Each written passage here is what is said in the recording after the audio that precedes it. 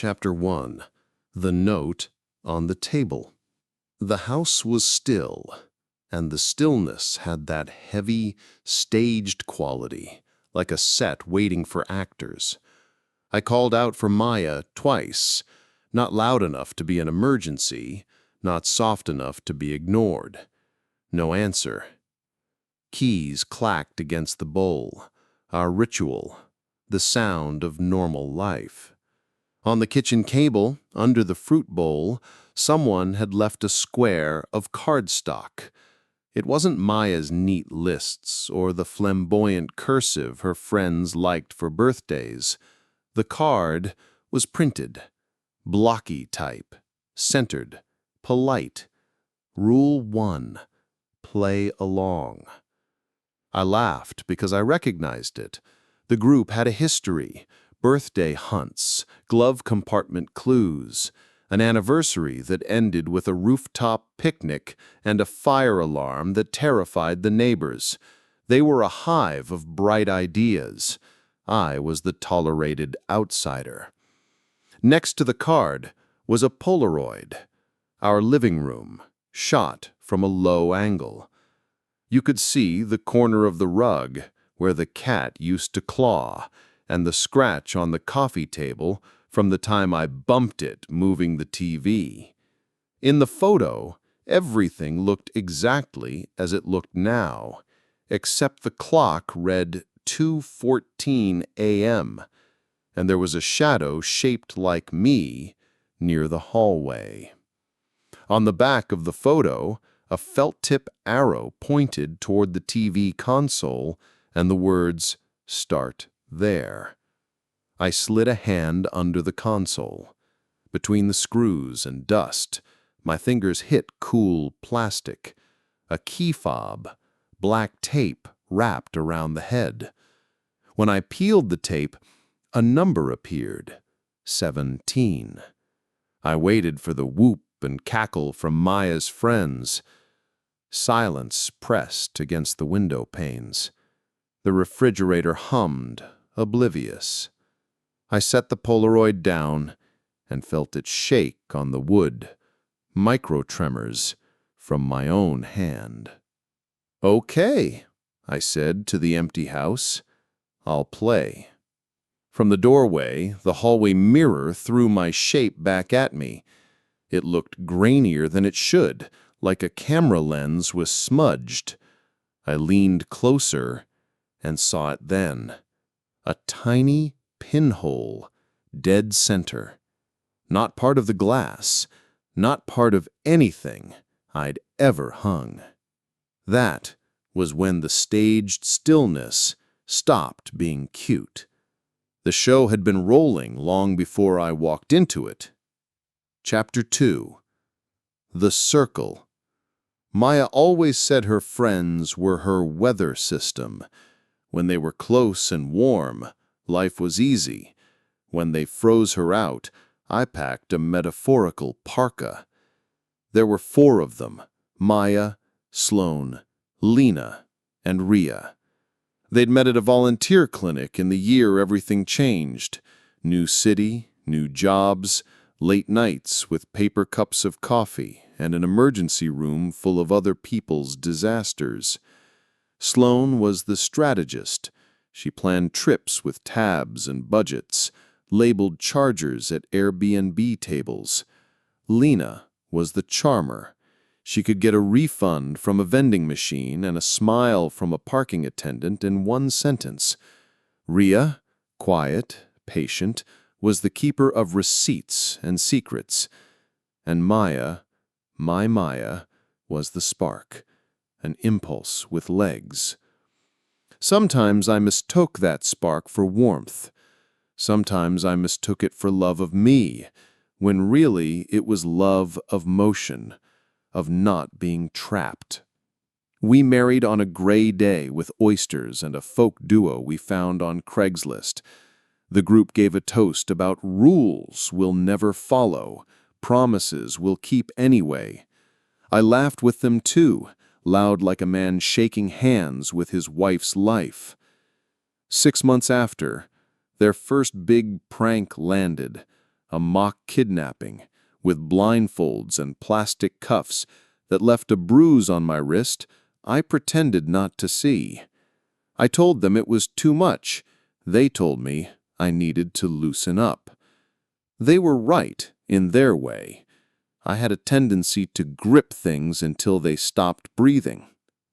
"Trust is a muscle," Maya said once, lying on the floor after a thunderstorm, counting seconds between lightning and thunder.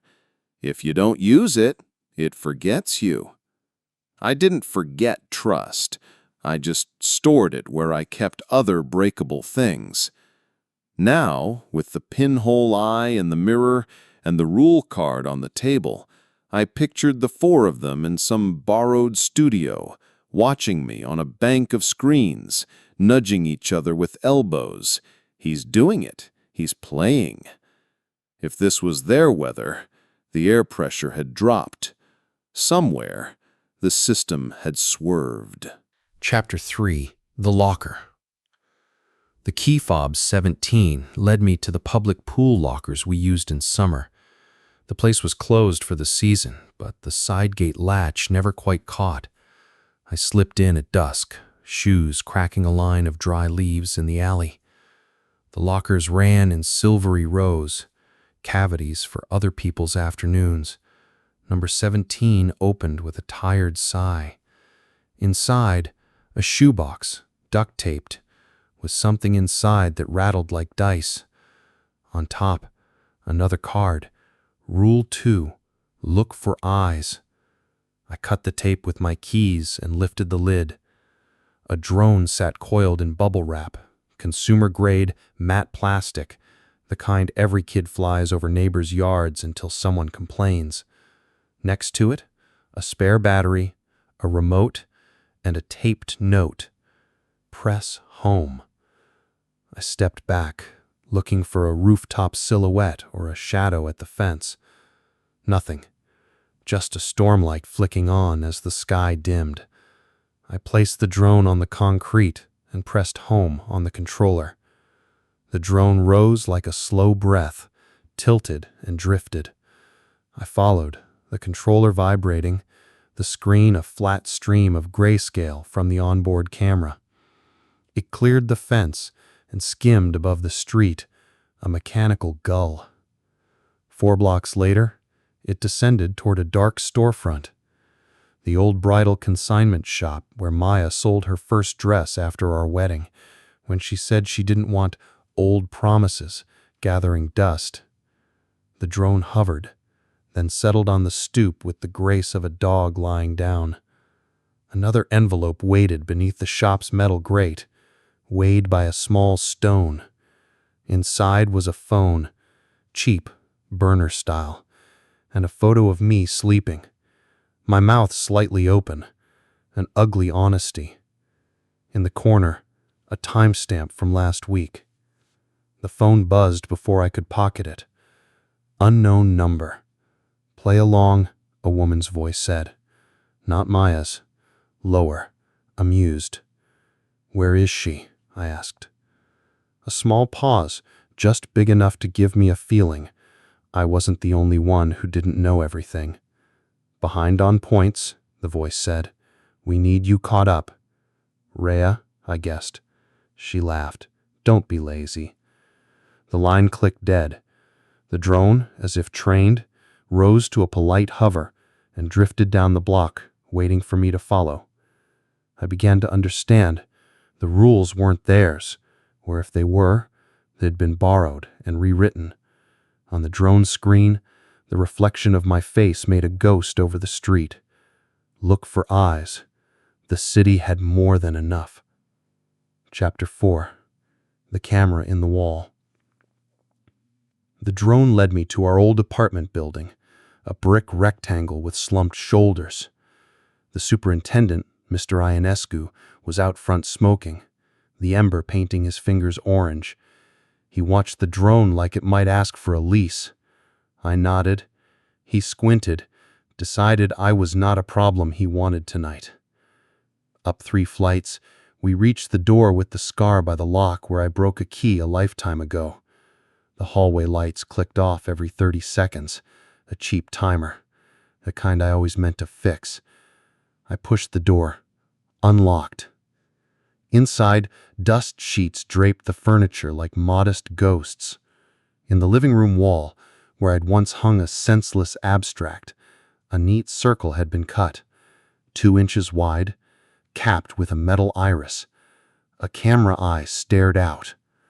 On the coffee table, another rule card. Rule 3, leave nothing out. I felt the reflex rise. This is too much, you've made your point, I'm done, and smothered it. How many times had Maya told me I only stayed in a conversation long enough to win it? How many apologies had I rendered like a service invoice? I pulled my phone and for once said everything. I recorded an audio message and spoke into the room like a confession booth. I don't know why you're doing this. I don't know who you are on the line. I hated the last prank. I told Maya that. Maybe I hated it because I wasn't in control. Maybe because I don't like being the butt of the joke. But I want her back, and I'll play if that's the deal. You win. Just set the boundaries. I sent the message to the burner number. The drone tipped, as if nodding. The metal iris on the wall whirred. The lens widened. A tiny LED winked. The camera was listening. A minute later, my phone buzzed. A text. Good. Basement. Unit 24. Bring what you've left out. What did I leave out? I asked the empty room.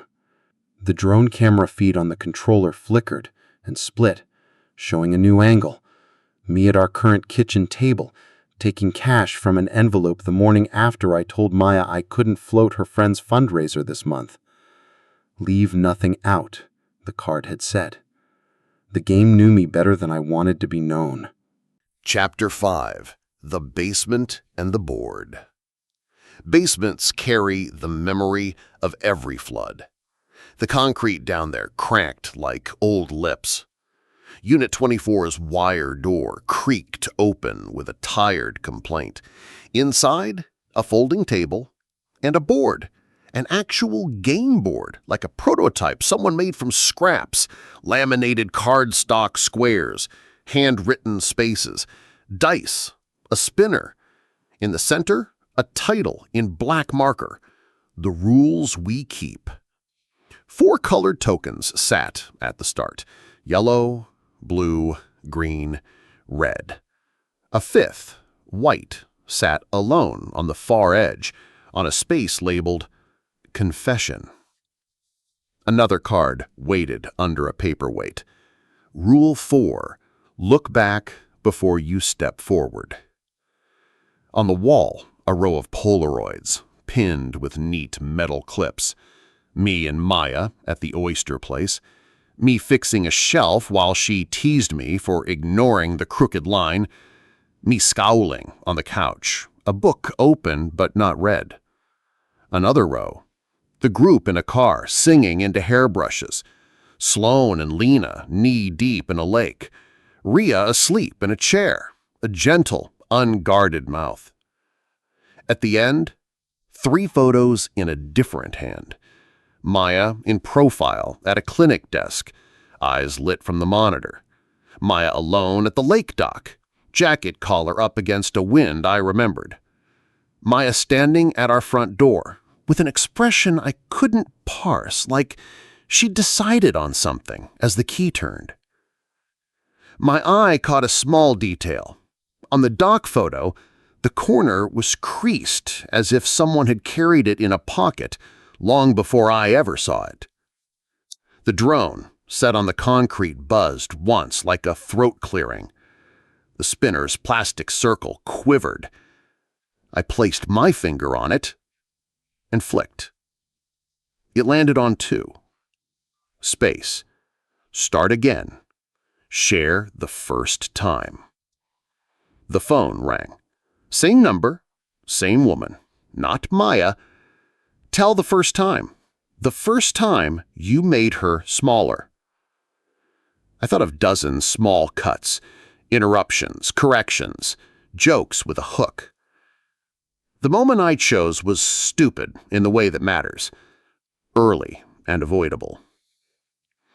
The save the date.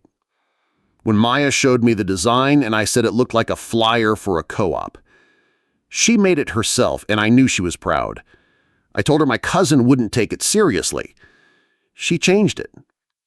We laughed about it later, but that night she cried in the bathroom. I didn't go in. The silence that followed wasn't accusatory. It was the pause of someone updating a ledger.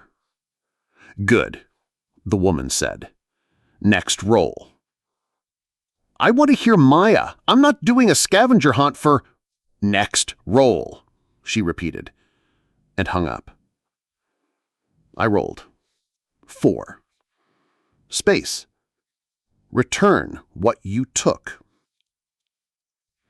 I looked around for an envelope to stuff with future apologies, for something quick I could hand the game like a toll.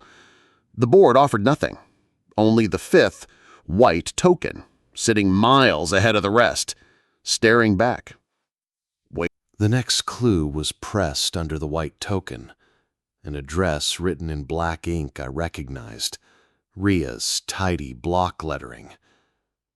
When I folded the paper, a second line revealed itself, in a different hand and with a pressure that pressed through the page. "Don't come alone." Sloan didn't pick up. Lena's phone went to voicemail. I texted both. Maya's game. Meet me now. No read receipts. I drove alone. The lake house sat with its back to the water like a stubborn cat. The dock boards had gone gray. The wind groaned through the pines. When I knocked, the door gave way a full inch, then stopped against a chain. "Ria?" I said. "It's me." A whisper to the right, behind the slightly open door. "You weren't supposed to come." "Then why the address?" "Because you always come," she said, "even when you shouldn't." Her eye, visible through the crack, was sleepless and bright. "Where's Maya?" I asked. Ria closed the door, unlatched the chain, opened it enough to reveal a narrow bruise along her jaw.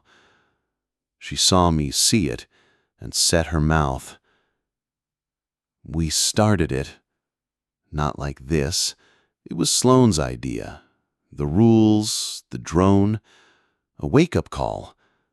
We thought you'd shrug it off or finally listen. But someone else—" She moved aside, letting me in. The living room smelled like damp wood and lemon cleaner. Someone else joined the game. Who? Ria looked toward the hallway like the answer might walk out. "Lena thinks it's the ex, the one with the legal threats." Maya had an ex who camped at the edges of our first year like a scavenger. He never did more than send an angry letter and write a song that didn't rhyme, but he had a talent for insinuation. Ria shook her head. "No, it's not him. Whoever it is, they had footage we didn't, from inside your house. They escalated fast. Maya pulled out. She said she was done. That was 2 nights ago. And now?" I asked. "And now, the texts aren't from us, and the rules aren't ours." The burner phone buzzed, a text. "Good. You're with receipts. Rule 5. Tell her what you've kept." A pin dropped on a map. Our house. "What do you have there?" Ria asked, nodding at my pocket. I showed her the phone, the Polaroids, the cards. She touched the creased dock photo with the careful finger of a person who knows photos can cut. "You should go home," she said. "I'll circle Sloane and Lena." "Come with me," I said. Rhea considered, then nodded. "Fine, but if I say stop, we stop." We didn't know the game was already in our walls. Chapter 7. The Confession We Owed. We reached the house just after the streetlights flicked awake. I noticed it immediately. The front door's deadbolt sitting proud, not fully turned, a hairline of darkness visible along the jamb. "Stay here," I told Rhea. She didn't. The living room was clean in the particular way of intruders. No clutter except what they brought. On the coffee table, a small black recorder sat like a beetle. Next to it, another card. Rule 6. Admit it when the room is listening. Rhea pressed the REC button. A beep piped the air. My voice early in the loop sounded like someone trying not to sound afraid. I said the save the date thing again, the fight about the fundraiser, the way I corrected the way Maya told stories, like grammar mattered more than breath. Then the voice that wasn't mine, Maya's. She said, "I wanted to stop. I said we were done. She said we were almost at the good part, that if I left now it would be worse for him, that it would be worse for me. They said the rules are the only thing keeping everyone safe." Rhea's face went chalk. "She didn't tell me that." The recording clicked. Another voice took over, disguised badly by a phone app, the kind of aluminum filter people think works. "Confession time," it said. "He keeps things. Receipts, cash, alternate plans. He keeps a set of house keys no one knows about. He keeps a folder on his laptop labeled taxes that is not taxes. Maya keeps things too. Ask her about the reel last time she came to the lake." I looked at Rhea. She looked at me. "Do you have a second set of keys?"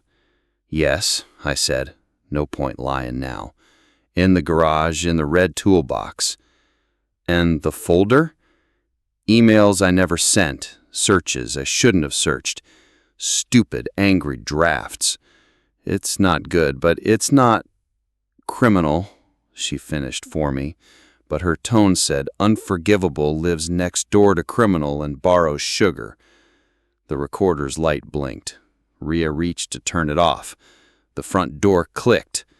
For a heartbeat, we were 3 statues and a draft. Sloane stepped into the living room like someone entering a church she didn't believe in. "You're both idiots," she said softly, and her eyes cut to the recorder. "And we're not alone." Chapter 8. The person behind Sloane wore the easiest disguise, a knit balaclava, the kind with a smug little mouth hole. They moved with that particular confidence of someone who believes the camera has already made them untouchable. "Good evening," the masked voice said in that same cheap modulation. "I'm glad you've made progress." Rhea slid to put herself between the person and Sloane, who shut the door on a whisper and wedged a chair under the knob. "You planted cameras in our house. You used our friends. Why?" "To fix a story. Stories harden if you don't shake them. Maya's story about you had set like plaster. You needed air." "You needed money," Sloane snapped. "You asked for it. When she said no, you raised the stakes. That's not art, it's extortion." The person tilted their head like a dog hearing a word it knew. "Receipts. Always the receipts." The drone, forgotten at the doorway, woke and lifted with a whine. It hovered under the ceiling lamp, the light chopping its shadow into petals. "Rule 7, the masked person said. They tossed a card onto the table. Rule 7. Choose your ending. Where is Maya? I asked. Closer than you think. And it wasn't a riddle. It was a fact sewn into the air. Rhea reached for the recorder, pressed play. My confessions, Maya's words, the aluminum voice, Sloane's breathe in like she might inhale the whole mess and exhale a different world. Something shifted behind me, a soft shoe on a soft rug. I turned. Maya stood in the hallway. No mask, no drama, just fatigue tugging the corners of her mouth. Maya, I said, and the name felt both like a plea and a defense. She looked at the masked person, then at me, then at the drone. Stop it, she told the person. Call it. They didn't. Call it, she repeated, and though her voice was soft, it had the quality of a hand pulling a plug. The person did a theatrical little bow, then, without touching the drone, pressed something on a slim remote. The drone killed power and fell like a stunned bird. The room winced at the sound. Choose your ending, they said again, and stepped backward into the hall as if they had already chosen theirs. Chapter 9. The Rules We Broke. We didn't chase, not because we were afraid, though fear hummed in the walls, but because Maya reached across the coffee table, picked up the deck of rule cards, and held them like a deck of tarot. This was supposed to be different, she said, a rehearsal for honesty. We borrowed the drone from the clinic's media closet, wrote the first cards, set the first scenes. Sloane hated it even as she designed it. Because games need consent, and you can't consent for someone else, Maya nodded. We planned to end it at the old apartment. The camera in the wall was a dead phone with a fake lens. Then the footage arrived. The one of you sleeping, the one of you and the envelope. We didn't film those. I looked at the recorder, at the clean edge where light met shadow. Who did? Someone who knew the house better than we did, Rhea said. Someone who had the keys you kept. My stomach dropped. That accusation was too easy, and therefore wrong. No, I said, I didn't. I know, Maya cut in like a mercy. It wasn't you. She set the deck down and pulled a photo from the bottom.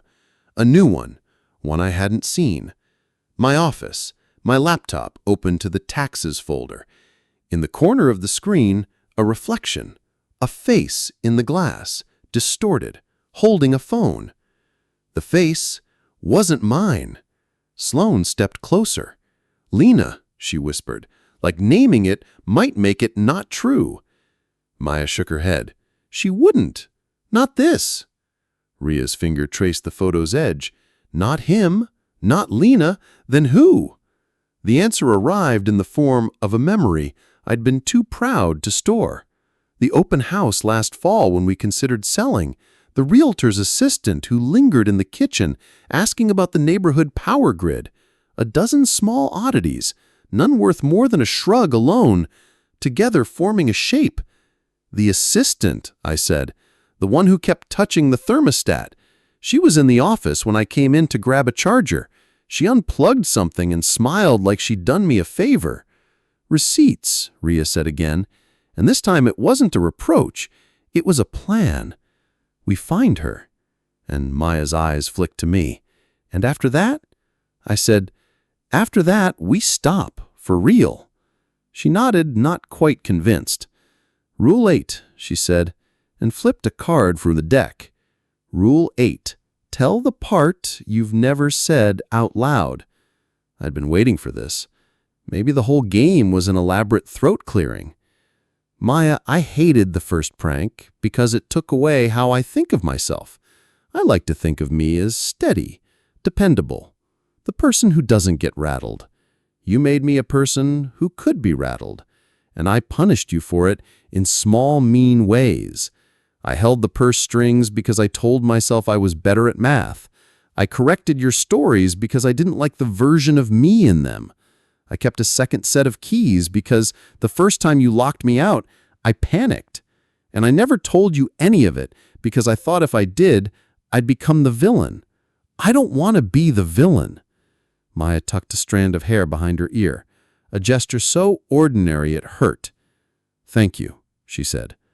The recorder blinked again, a bright little eye. She added, "Leave it running. Villains love edits." Chapter 10. Choose Your Ending. We found the assistant 2 days later, not because we were heroes, but because people who think they're directors always want to check box office. She was parked across from our house in a car with a camera on the dash and a bag of sunflower seeds in the cup holder. Rhea stepped to the driver's window, badge from the clinic on her lanyard like civic authority. Sloane stood behind, arms crossed. I hovered in the third position, reserved for men who were finally learning where not to stand. The assistant rolled the window down 3 inches. "You're not supposed to be here," she said. "Neither are you," Rhea said. "You planted the cameras." The assistant shrugged a small shrug, the kind we use for spilled salt. "I curated," she said. "It was already a show." Sloane said, "You escalated it. You told her if she left it would get worse." The assistant considered this, then admitted it with a half tilt of her head. "The audience requires a finish." "No," Maya said, stepping into view. "The audience requires a choice." The assistant looked at me like I was an empty chair. "What's your ending, then?" I didn't have one of the tidy moral sentences storytellers love. I had a shorter thing. No more rules, at least not ones I helped write. Maya nodded, and for the first time in days, she looked like the person who counted the seconds between lightning and thunder. We didn't press charges. There weren't neat charges to press. We collected the cameras, the bored little eyes, the wires stabbed into drywall. We replaced the mirror. I threw away the drone. Rhea documented everything anyway, because future me might need every line. Sloane returned the media closet keys and ordered takeout like dinner could anchor a life. Maya and I sat at the table with the fruit bowl and no rule card beneath it. "Do we keep playing?" she asked. "Yes," I said, and then corrected myself. "No, not that game. A different one. A quieter one." She smiled without showing teeth. "That's not how games work," I said. "It is if we write them." We printed a new card to tape inside a cupboard where only we would see it when reaching for coffee. It had one sentence, no numbered list, no dramatic font, just the language of a couple trying to stop performing their lives. Rule: say the thing before the camera does. Sometimes we did. Sometimes we didn't. We built a muscle. We gave it work. Weeks later, on a walk by the lake, we found a token pinned under a stone on the dock, the white one from the basement board, the one ahead of the others. On the bottom, someone had written in childlike block letters, "Confession isn't an ending, it's a door." We dropped it into the water and watched the ring widen, soft and inevitable, until it was another pattern on the surface that only meant as much as we decided.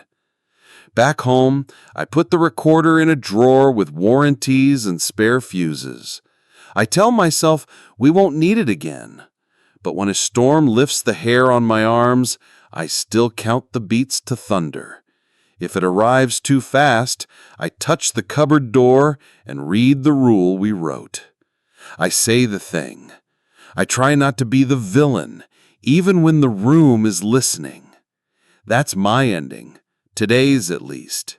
The kind with fewer cards, more sentences, and no audience, but the two people who have to live with them.